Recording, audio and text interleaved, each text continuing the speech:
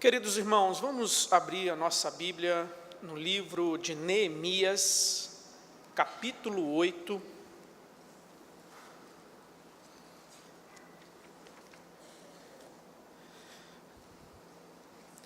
Neemias, capítulo 8. Vou realizar essa leitura até o verso de número 12. Você vai poder acompanhar na sua Bíblia.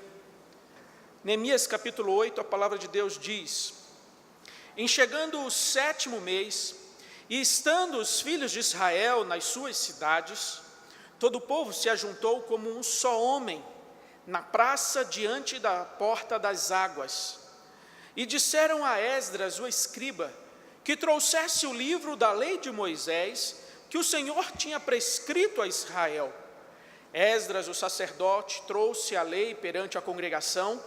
Assim, homens como de mulheres, e de todos os que eram capazes de entender o que ouviam, era o 1º dia do 7º mês.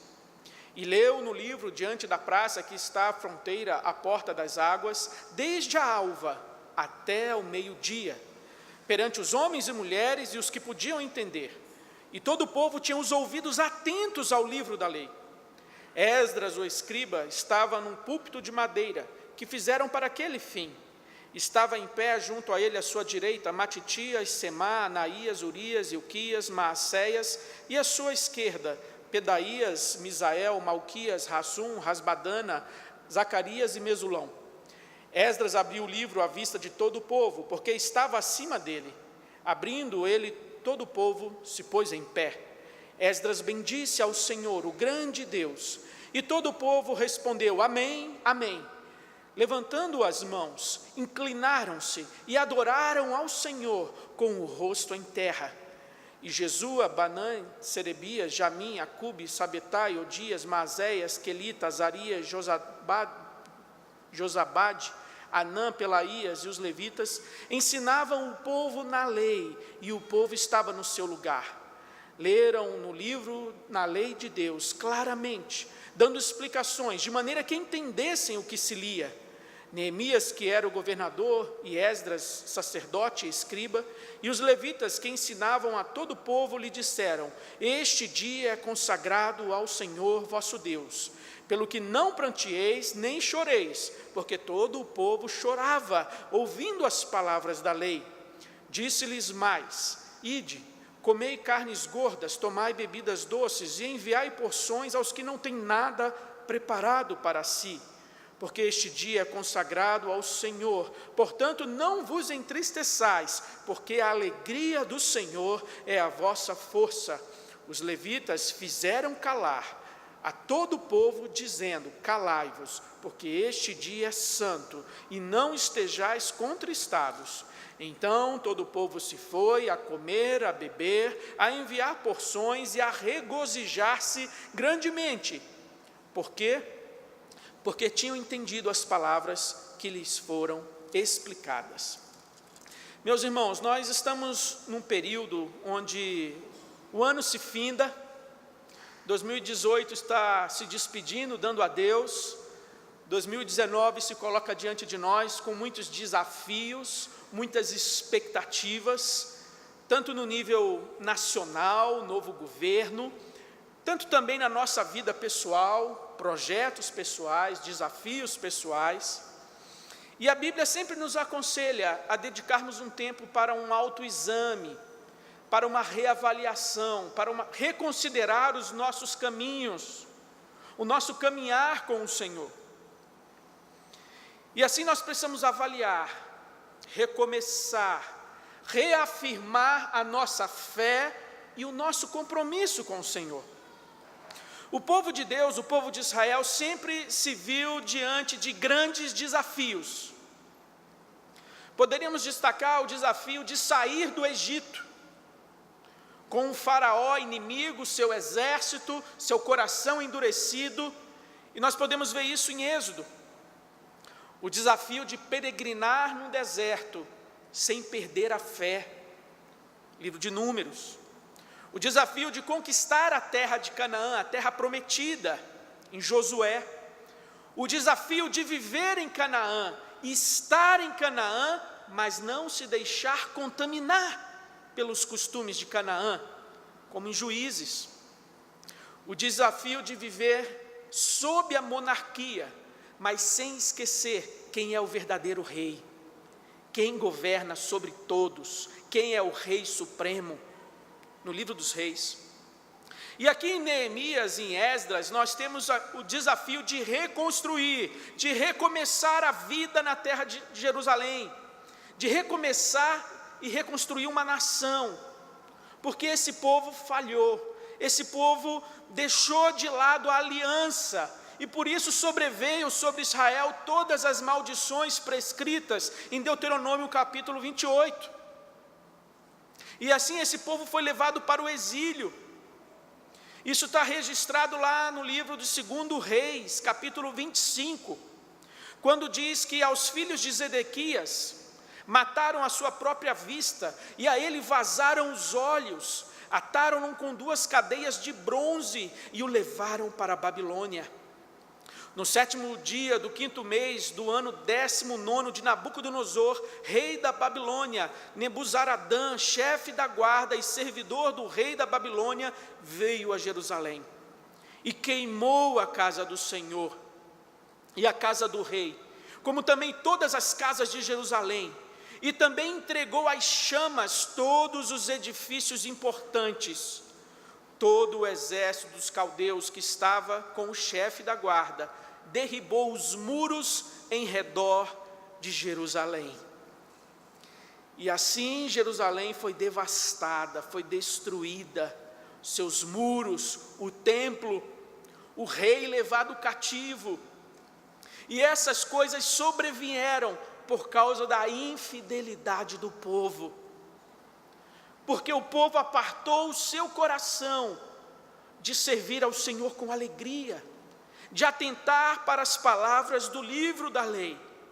E assim eles permaneceram 70 anos em terra estranha, em Babilônia, até que se cumpriu o tempo prometido pelo Senhor, e chegou o momento de recomeçar, de reconstruir, momento de expectativas, e não foi um momento fácil, foi um momento de luta, de dificuldade, de oposição, de povos se levantando para zombar, para ridicularizar, a ponto que eles edificavam os muros com a ferramenta numa mão e com a espada em outra, prontos para se defenderem dos seus inimigos. E assim foi o recomeço, a reconstrução.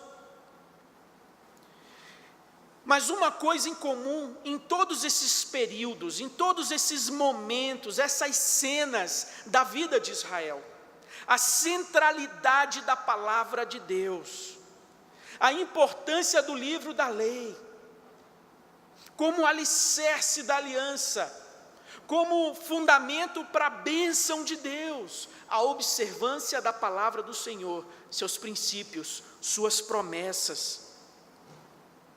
Nós poderíamos destacar, falando sobre a importância da palavra nesse processo, próprio 2 Reis, capítulo 22, quando o rei Josias, rei em Jerusalém, ele descobre, reencontra, perdido em algum canto, o livro da lei no templo do Senhor. A palavra de Deus que estava perdida, que estava esquecida, escanteada, e aquele livro tão importante para a história, para a sobrevivência da nação, foi reencontrado. E a partir dali, foi então iniciado um processo de reavivamento, de restauração, de reconfirmar a aliança com Deus. Aquele povo foi então naquele momento revitalizado, simplesmente porque a palavra foi reencontrada. O Senhor Jesus diz que nem só de pão viverá o homem. E há algo mais básico, mais elementar à sobrevivência humana do que o pão, pois o Senhor Jesus disse que nem só de pão viverá o homem, mas de toda a palavra que procede da boca de Deus. Ele ainda diz em Mateus 22, errais não conhecendo as Escrituras, nem o poder de Deus. E assim, nesse momento de reconstrução, de restauração, que nós lemos em Neemias capítulo 8, novamente aqui a palavra de Deus ocupa um papel fundamental, central. O texto nos diz que o povo se reúne diante de um lugar que já era costumeiramente usado para esses ajuntamentos, a porta das águas, diante dessa porta. E o povo ali se ajuntou como um só homem, e mandaram chamar Esdras, o escriba, mandaram trazer o livro da lei. Houve ali uma decisão, o povo tomou uma decisão. Não é possível reconstruir a nação, não é possível unir esse povo, não é possível ser abençoado pelo Deus da aliança, se a palavra de Deus não for trazida para um papel central na vida da nação, na vida do povo. E assim, Esdras e Neemias é um período não apenas de reconstruir muros, de reedificar prédios, mas é um momento de resgatar a identidade de um povo, de restaurar a aliança desse povo com o seu Deus. E é justamente isso que o capítulo 8 está tratando aqui, a renovação, a celebração da aliança, o recomeço. O povo tomou essa decisão, e o texto diz que eles ficaram desde a alva, desde o romper da manhã, desde o nascer do sol, as primeiras horas do dia, e prosseguiram até um meio-dia, ouvindo a leitura da lei de Moisés. Provavelmente todo o Pentateuco foi ali repassado, e aquele povo chorou, principalmente quando chegou no final de Deuteronômio, quando ali Moisés, ele repete ao povo as prescrições da aliança, quando Deus coloca bênção e maldição, a vida e a morte. Se vocês observarem as palavras do livro dessa lei, tais e tais bênçãos vos perseguirão, vos alcançarão, porém se endurecerdes o vosso coração, se vos afastardes do Senhor, se rejeitardes essas palavras, tais e tais maldições vos perseguirão. E foi justamente o que esse povo experimentou. Quão duro é se rebelar contra Deus, quão duro é receber a disciplina do Senhor. E a reação daquele povo foi que ele começou a prantear, começou a lamentar pelos seus pecados, pela dureza de coração dos seus pais, por ter sido necessário sobrevir sobre eles todas aquelas provações e lutas. O povo tomou a decisão: tragam a palavra de Deus, nós precisamos da palavra de Deus. Mas além da decisão de trazer a palavra de Deus para um papel central naquele processo de restauração, de reconstrução, eles também ouviram a leitura daquela palavra com toda a reverência e com toda a atenção. Verso 3. Todo o povo tinha os ouvidos atentos ao livro da lei. Todo o povo estava com seu coração inclinado, disposto a ouvir e aprender com as palavras do livro da aliança. Nós precisamos, meus irmãos, compreender a importância da palavra de Deus na nossa vida cristã. Nós sempre fomos conhecidos como o povo da palavra. Palavra essa que durante o período da Idade Média, período que precede a Reforma Protestante, essa palavra também esteve esquecida, empoeirada. E assim as tradições humanas, as superstições humanas, controlavam o imaginário do povo. que diante da igreja oficial recebia uma mensagem que não dava esperança, recebia uma mensagem, uma palavra que não alimentava a alma. Antes eles eram ensinados que eles deveriam comprar o perdão, comprar as indulgências, fazer o bem ao próximo, fazer boas obras, receber os sacramentos, se confessar diante do Padre, fazer ali suas peregrinações, adquirir suas relíquias, para de alguma forma colaborar no processo de salvação. Mas sempre havia uma pontinha de desconfiança. Será que eu fiz o suficiente? Será que todo o meu esforço alcançou e atingiu o padrão de Deus? E esse era o evangelho que era pregado, essa era a mensagem que era oferecida, até que Deus, na sua soberania e graça, levanta ali homens que redescobrem o poder do evangelho, a simplicidade da palavra de Deus, e começam a traduzir essa palavra e distribuir e colocar na mão do povo, das pessoas, dos homens. Esse povo começa a ser alfabetizado, e esse povo começa a ter a oportunidade do livre exame das Escrituras. E uma revolução começa, a ponto de Lutero dizer que ele não fez nada contra o papado, a palavra fez tudo. E nós vivemos numa época onde essa palavra está tão acessível, está tão disponível em todos os meios, veículos digitais, tantas versões, tantas bíblias de estudo, mas parece que há muita concorrência para a nossa atenção, para o nosso tempo, para o nosso entretenimento, e parece que apenas as migalhas do nosso tempo, durante a correria do nosso dia, nós dedicamos para meditar nessa palavra. E assim o povo de Deus, ele se enfraquece e padece, porque lhe falta conhecimento das Escrituras. Meus irmãos, nesse novo ano que se coloca diante de nós, com os seus desafios diversos, nós precisamos resgatar a centralidade e a importância da palavra de Deus na nossa vida, na nossa família.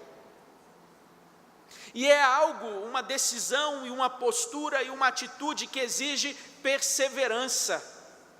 Porque você pode talvez começar o ano bem, no seu projeto de leitura pessoal, no seu projeto de ter uma perseverança no seu momento devocional, no seu momento de reflexão particular, individual na palavra de Deus, e você pode até começar o ano bem,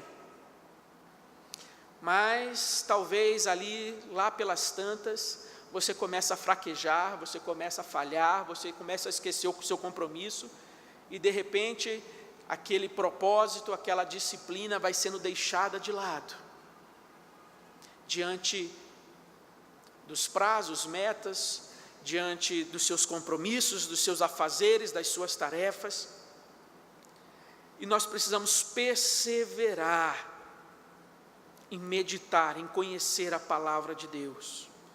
E meus irmãos, essa palavra nos foi dada não apenas para suprir, saciar nossa curiosidade, para que as nossas perguntas, indagações sejam respondidas. Esse não foi o objetivo das Escrituras. A Escritura é a autorrevelação de Deus. É como se essa cortina fosse pouco a pouco sendo aberta. Mas ela não pode ser aberta por nenhum homem, apenas pelo próprio Deus, Criador de todas as coisas. E assim ele vai se autorrevelando, se autodescortinando e dando-se a conhecer às suas criaturas. É um conhecimento que deve nos levar à piedade, ao temor a Deus, e não nos levar ao orgulho, à soberba, porque conhecemos, aprendemos e sabemos tanto. Essa mesma palavra que é salvação, ela também é base de condenação. A mesma palavra que é usada para salvar, ela é usada para condenar. Assim como o sol derrete a manteiga, ele também endurece a argila.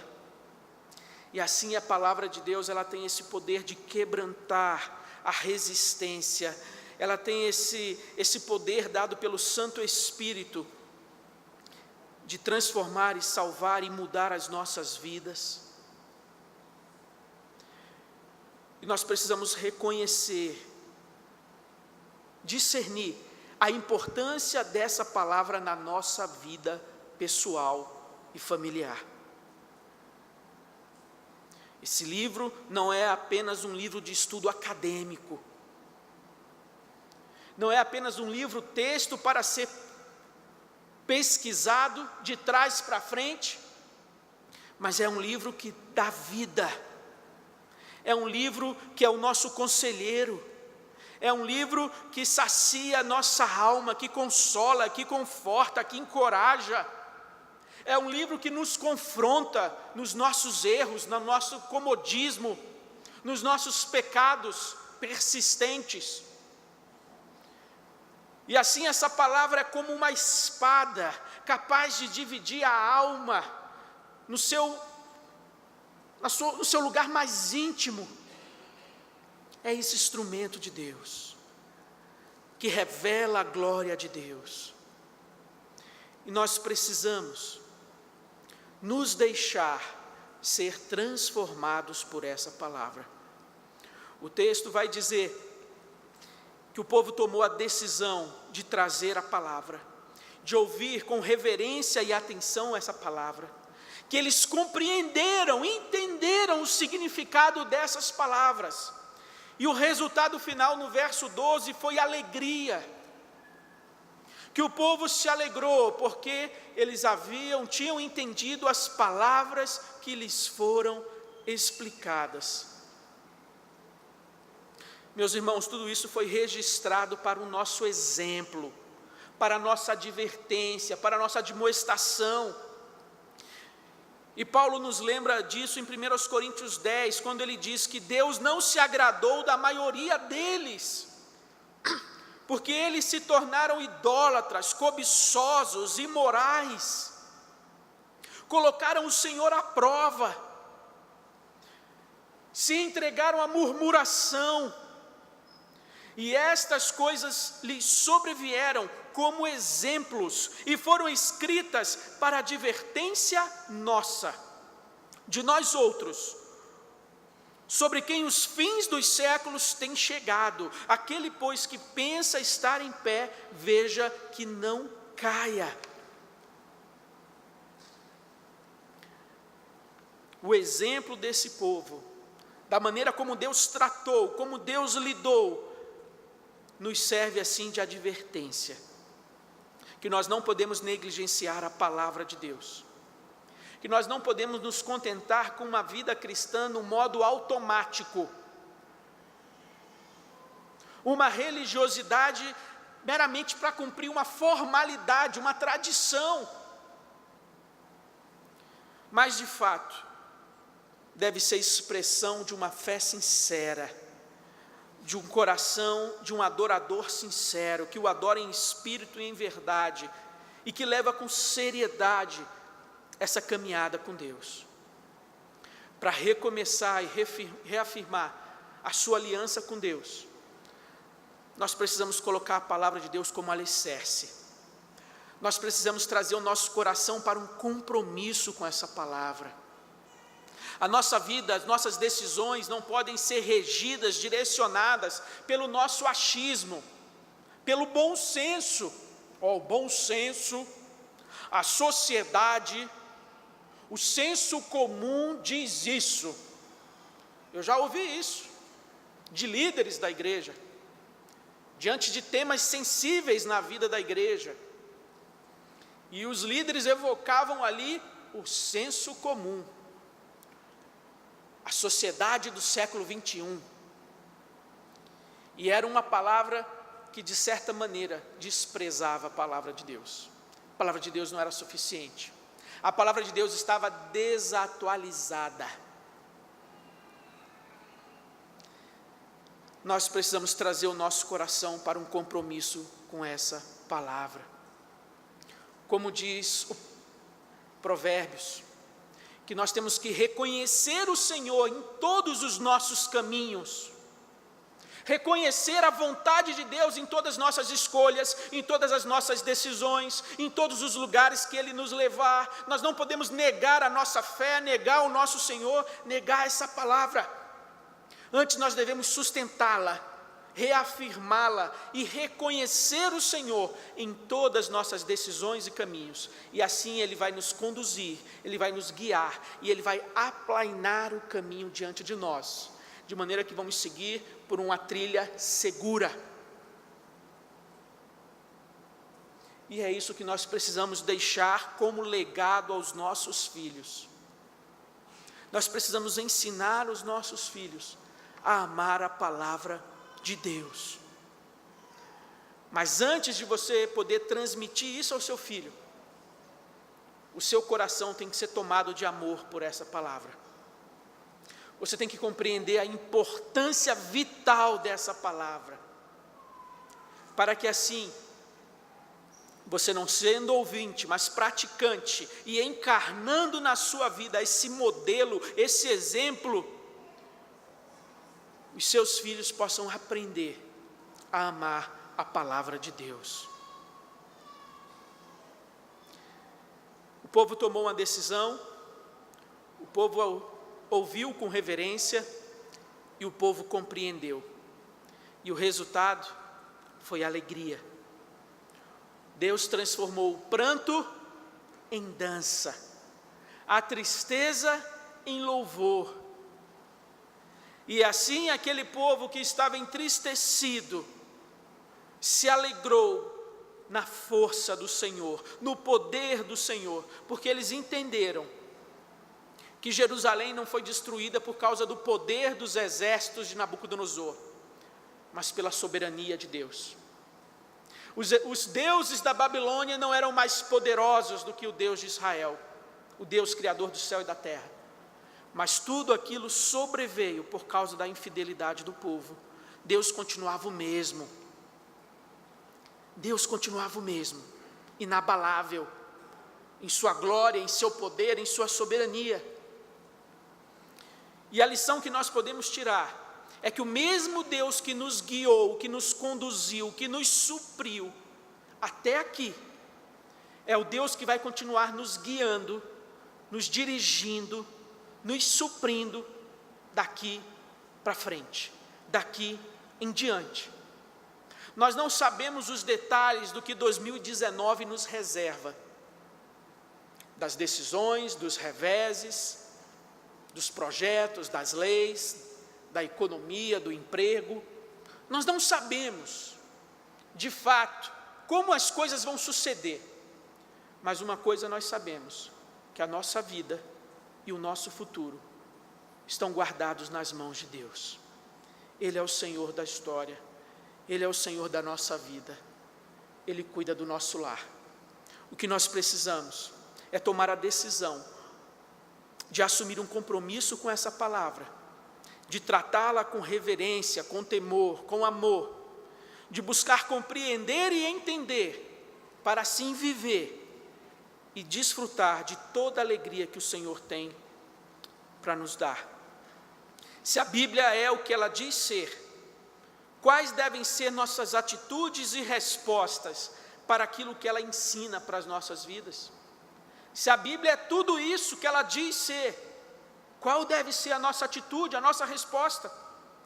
Se a Bíblia pode fazer o que ela diz que pode, como nós devemos buscar viver as nossas vidas? Que assim, meus irmãos, diante desse novo ano, desse novo momento, desse período de reavaliar a nossa vida, a nossa caminhada com o Senhor, que nós possamos tomar a decisão de resgatar a centralidade da palavra de Deus na nossa vida pessoal, na nossa vida familiar. Que você possa reconhecer o Senhor, que você possa reconhecer a palavra de Deus em todos os seus caminhos. E que assim a alegria do Senhor, que é a nossa força, possa inundar o seu coração.